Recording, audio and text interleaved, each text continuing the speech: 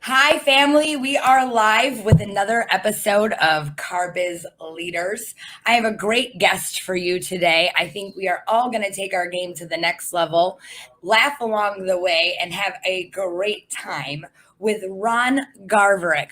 Ron is the host of a podcast called Automotive Architect.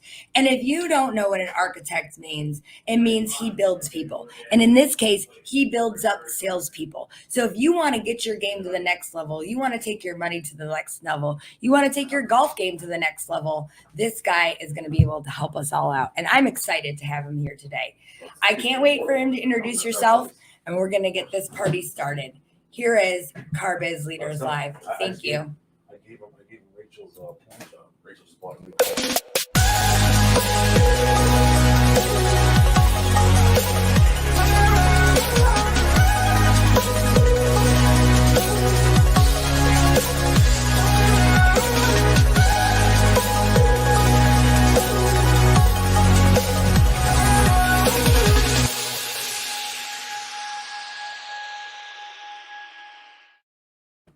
Thank you guys for joining us today. And now to introduce Ron Garverick.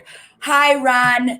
Welcome to the show today. Thank you so much for being on. I'm so grateful that you were able to make the time this afternoon to kind of share with us some of your knowledge and help everybody that's watching out there today. So thanks so much for being on. And for those of people that may not know you, you want to introduce yourself? Well, my name is Ron Garverick. I live up here in Amarillo, Texas, actually Dumas, Texas, an hour from Amarillo. If you guys are a George Strait fan, Amarillo by morning. But, I got in the car business about 10 years ago. I was working in newspaper, selling newspaper advertising, and at night I was an assistant for a funeral home, picking up dead bodies, getting $100 a pop for picking them up, and then $100 a pop for dressing them. And then gradually I got into the car business and actually went to the car dealership, asked them if they wanted to run a newspaper advertisement. And they looked at me and said, "Hey, how much are you making at the newspaper right now?" I said, "I make about $1,500 a month." And they said, "Well, if I can double that income, would you mind selling cars?" I was like, "Whoa, wait a minute. No, you guys are liars, cheaters, manipulators, crooks, womanizers, drug addicts. I want nothing to do with that, especially with the internet coming in. I don't want my dad, my dad passed away in 1999. I don't want his last name to be tarnished over being a bad car salesman." And he said, "What if I can promise you that you can do this being honest and making lots of money?" Mm-hmm. So I thought about it for a day or two, and I took him up on the challenge. And ever since then, I've been making money. I will tell you this. Sometimes used car salespeople get the worst rap. And I think it's because the movies glamorize like the bad. Yeah. It's not anything like that. And in fact, the more honest you are, the more success you even have. Like the more transparent you can be, the better opportunities there are. That's for sure. And there is some out there. There's those old car dogs that were working in the 80s and the 90s. They were shady, but I started watching. I was learning a lot from them, and I wasn't learning the good qualities. I was learning their bad qualities, so I can know that was not what I wanted to do as a car salesman. And it just grew and grew and grew. The first day I was working, I sold 2 cars, and I didn't know what I was doing. I know. The car business right now kind of went through like a screeching halt, and then it went boom on fire. How has that been affecting your day-to-day basis? I mean, have you been experiencing that kick where people are having record months and going ballistic? I'm glad you asked, because the dealership that we're at right now, this whole COVID-19 crisis, it really didn't affect us. We never paid attention to the negativity that was coming in the world. We were thinking about the positivity.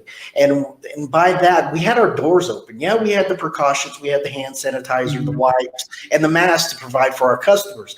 But deep down, our customers were still wanting to buy cars. Last month, we broke records in new cars, used cars. CPO, the BDC department was killing it, setting records for appointments. The finance department was breaking records on products sold and gross profit. We just didn't have the mindset that, oh gosh, this is going to kill us. Our business, we're going to go out of business. No, we just kept putting our best foot forward and kept continuing, taking care of our customers and thinking something bigger than ourselves. I absolutely believe that 100%. Every single day, I believe that there's a God out there. And if you count your blessings, then good things are going to happen to you. And I was scared when COVID-19 went down. I freaked out. I got scared. I didn't know what was going to happen. But when you have a business, you don't have a choice. This is my livelihood. This is my baby. And I get up and I go to work and I show up and I do it, period. And I just know that there's a higher power out there looking out for all of us. And counting your blessings, I think, is so important to stay positive as well, to be grateful and everything like that. What are some of the things you do to kind of make sure that that negativity doesn't stay around and between your two ears? You know what I mean? Well, before I got in the car business and newspaper business, I used to do stand-up comedy. Mm-hmm. And so comedy, it always brought the best out of me. I've been through a divorce. I was going through a divorce while I was in the Army. Stationed by myself, raising a 2-year-old daughter by myself. So I had all these things in my head that was negative. And what helped me was I would sit down in front of my computer and I would write parodies. I would write comedy skits and stuff like that. So whatever was bothering me at that time, which was my ex-wife, I would write parodies about her. And then I started working on my craft on doing voices. And, Bill Clinton was just getting out when I started learning how to do voices. So I would do parodies like instead of Mambo Number 5 by Lou Bega, I was doing Bimbo Number 5 by Bill Clinton. That's awesome. And so it was like 1, 2, 3, 4, 5. In just about a week, I could ditch my wife. I got a funky crib in Jabanka. She said I could stay there, but I really don't wanna, And then my daughter was really hooked on Barney. And they say repetition, you start catching on everything. So Barney was always playing. I hate Barney with purple passion. So I would do Barney. We all had to watch it obsessively. If you have kids, you've watched Barney and may have liked it. So the funny thing is, I had a TV in front of me when I would play my video games, and I had a TV and a couch behind me, and my daughter would be watching Barney. Mm-hmm. And so while I'm playing my video games, let's say I'm playing Madden football, I would do play-by-play with my characters because I don't want to have the volume up while she's watching Barney. So I would say, Brett Favre under center, he takes the step, he throws it to the running back. The running back, So I got her. So I got her laughing while I'm playing my video games. So it just I brought comedy into my life to let me get through all the negativity and all the drama, and then I kind of graduated from that era, and then I put all my negativity into thinking, you know what? There's guys out there that are negative. There's guys out there that are depressed. I want to help them. And people have addictions. They have drug addictions. Especially in this business. It takes a lot of energy. You know what I mean? I'm teaching these guys to have an addiction of making money. And so I coach them and I train them and I consult them and I bring their level up and tell them, hey, you don't have to be worried about paying your bills. You don't have to worry about not making money, because if you listen to me, I will guide you down the road that I went down to. Not the paved road, but the rough road, the gravel road. I will teach you everything that you need to know about making more money. Let's give a shout out to some people really quick that have joined us. I'd like to give a shout out to Bill Have. What's up, Bill? Let's give a shout out to Jeremy. He has to have it. He says, I'm rocking the Red Bull. Yes, and it's my product placement here. We got Joel on the line. Joel Lemur in the house. I love that picture of your dog, Joel, and your baby. Randy Hayes is in the house. Hi, Randy. Max Clem. We've got Jeremy Zemek. And Joel says, preach it, bro. So let me just tell you that you have a quote that's one of my favorite quotes. And I'm sorry if I offend anybody. This is Facebook after all. But you said that the best revenge or the biggest middle finger you can give to somebody is your success. I freaking love that. What are some of the other things that kind of help you like stay focused on the goal and keep you going forward no matter what? Sometimes it's revenge, sometimes it's the money, sometimes it's freedom. What keeps and maybe it's your daughter too. You know what I'm saying? I know that I freaking get up every day and bust my ass for my kid. That's what I do this for sometimes. So what really what's pushing you through all What this? pushed me forward was when I was a child. I had an older brother that was 14 years older than me, and I had cousins that were like 16 years older than me. So basically, I was the little brat that nobody wanted to be around. I was annoying. I was obnoxious. So they would push me away or pick on me. I remember one time, just as a gag, they handcuffed me to a bumper of the truck, and they would light firecrackers and throw them at me. And you think in your mind, oh my God, that's so dramatic. But it helped me because I was a quiet, shy kid, and I grew up to be, you know what? They don't think I'm ever going to amount to anything. I've always, they told me, you're never going to amount to anything. You're never going to do anything great. And just the fire that they gave me going, you know what? I'm going to be a stand-up comedian. I'm going to do movies. I'm going to produce comedy albums. I'm going to be successful. Now on this side, I'm going to be a trainer. I'm going to be someone that's going to be an influencer to help teach these guys that they can be better, they can do better, and they will be better. And so it's the desire and the fire that I have that I want to share to the world because I didn't get that opportunity. No one shared anything with me. I had to grab books. I had to watch videos. I had to teach myself. And I always said, you have to have goals. Now, goals is the greatest opportunity anyone likely to succeed. So what that means is if you have a goal, you are likely to succeed. You just got to have a great mindset. You have to have the millionaire mindset, and you have to push forward, and you have to believe in yourself. And with that being said, you have to have people that believe in you, and you always surround yourself with people that are successful. And that's what I'm trying to do. I freaking love that. First of all, let's talk about a few of your goals too. I'm interested in that. I write down my goals every single day, twice sometimes. Gratitude when I'm really freaking having a bad day. But when it all comes down to whatever you do in your life, if you're good at sales, you're going to be respectful. You're going to be successful. And not only that, but if you also can sell, then you can go anywhere you want and have that freedom.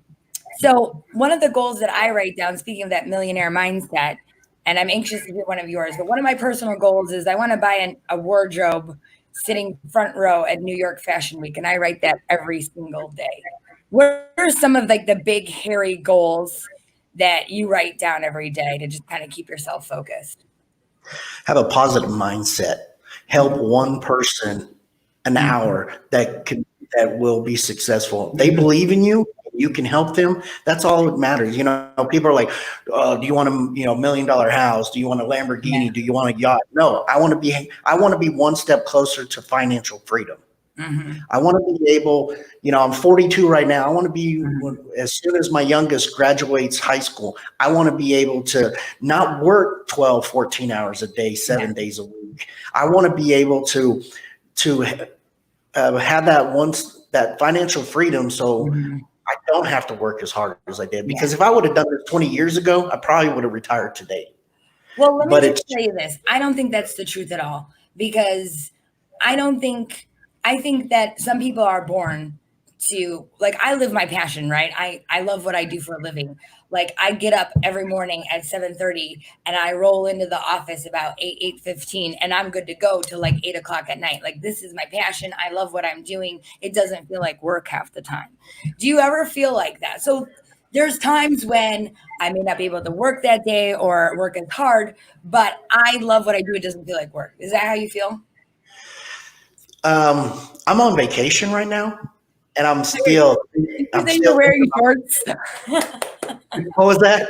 I said, didn't you say you were wearing shorts? Yeah, I'm still wearing shorts. This is just, for the camera, but I'm wearing shorts. I'm working no matter what. If I'm on vacation and if I'm on my day off, I'm always working. I've always, I've got sales guys calling me or texting me going, "Hey, Ron, what do I say if a customer says this? What do I do if they're doing this?" And I'm texting them, "This is what you say. This is how you do it. This, it's just I want to be there for them. And it doesn't matter if I'm supposed to be in Hawaii right now, but they still have that place closed down for the next 30 days. So I'm at home. I'm at home and I'm still in front of a computer helping people. Joe says when he's at work, he loves it. Right now he's at home, Joel, in his shorts. In my short, Joel. Works for me. He's a great guy. He's a great guy. Listen, I want to talk about a few more things. What do you I want to go back to helping people because I think that is the key to success and what a lot of people don't understand. Sometimes, you will have people that will love you, leave you, love you again, leave you again. They will stab you in the back. They will talk negatively about you after you've done everything for them. But it doesn't matter because you helping them is what makes them successful, not the outcome. I want you to talk to a situation like that. Have you ever had that before where you've like tried to help somebody and it just, for whatever reason, it didn't work out? It's for an example, my brother-in-law, I brought him into the car business. And great potential. I believed in him 100%. He was living in San Diego, delivering pizzas and whatnot. And I said, "Hey, I'm looking for some salespeople here at the dealership, and I want you to learn from me so you can master your craft and you can make a lot of money." And so I brought him on. He was doing good. And then I moved on to where I'm at today at Street Volkswagen. And so I brought him on. I said, "Hey, come work for me." And I gave my heart and soul and I worked for him to make him better. And then, not to talk bad about him, but he got into some stuff that was getting involved in what he was doing. And it wasn't focusing here at the dealership. Yeah. So I had to cut ties with him. Yeah. And so I had to let him go. And people were like, "Man, you let your brother-in-law go." And I said, when you step through those doors, this is my business. And if you don't appreciate my business, then I have no time for you. You could be my best friend outside the business, but once you come into my area, this is serious. This is my livelihood. And if you're not bought in, then I don't have time for you. No negativity, no nothing. Just like Grant Cardone says, no negativity allowed. Yeah. Yeah. And I think too, and maybe you can attest to this too, but the people that are closest to you are the ones that can kind of burn you the worst.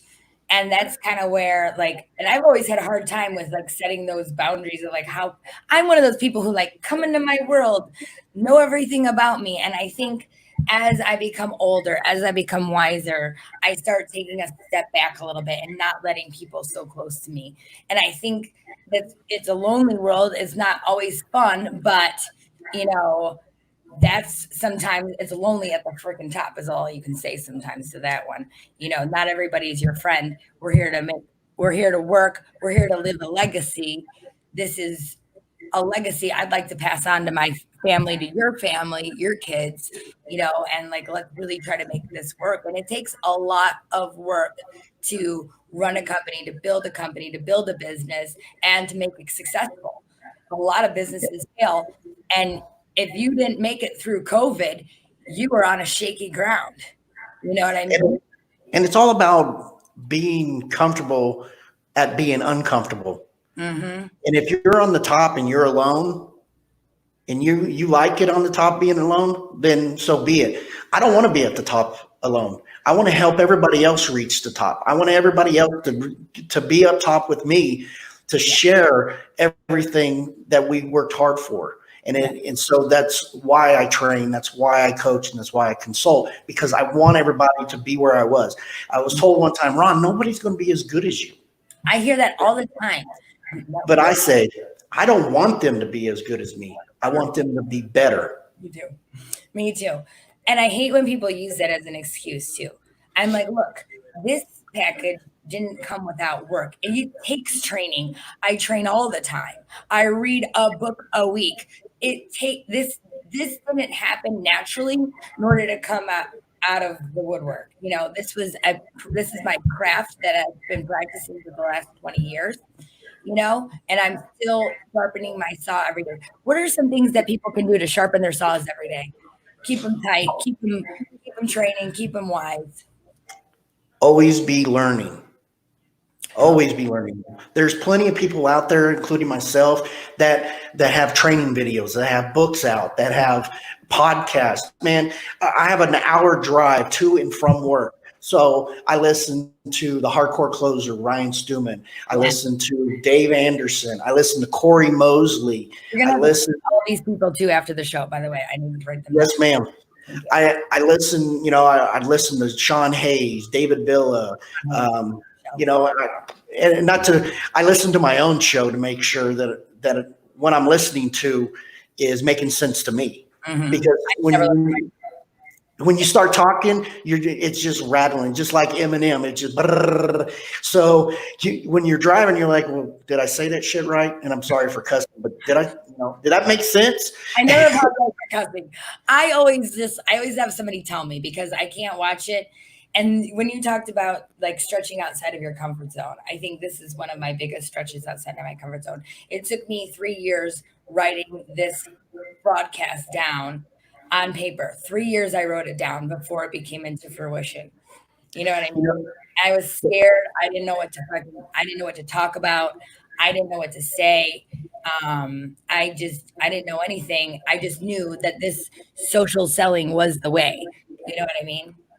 And I used to be in radio, so I acted in movies, in low budget movies, and I've been on stage acting and whatnot. So the camera doesn't bother me. Being in front of a mic doesn't bother me. And so, but I didn't really do anything with it in the automotive industry until I felt it was time. Yeah. And I went to Philadelphia and spoke at the Internet Sales 20 group with Sean Hayes, or not Sean Hayes, but Sean B. Bradley. And I met a man there, and you've interviewed him, Sean Hayes. Yeah. And the sunglasses, the selfie stick, 7 a.m. at Central Time, and he was doing videos in Philadelphia. Yeah. And I'm like, if that guy thinks the time is right to get on video and start preaching and start helping, then by God, Ron, turn on the camera and start doing it yourself. Right. And I started learning video from Mike Davenport. I'm sure you heard of him, the little Chevy dude. And he's been to our store. Yeah. Yeah. He's a great guy and somebody who makes the funnest videos too. And he's really gotten good. And just also a big fan of Grant Cardone, and that's how we kind of met together. But him and his wife are great. I've shipped their cars before. He's just an overall like good person and willing to share all of his video knowledge too with you too. That's the first person I ever saw doing this gig, and and then have just kind of got inspired. But it takes what it takes. People think that they need the camera. People think that they need to spend all this money to make something happen. Tell us how you can kind of break those barriers of being successful without spending a lot of money, or what they can do to just kind of, get started on anything really without like spending a lot of money. It takes energy, obviously, but help us out in that direction, please.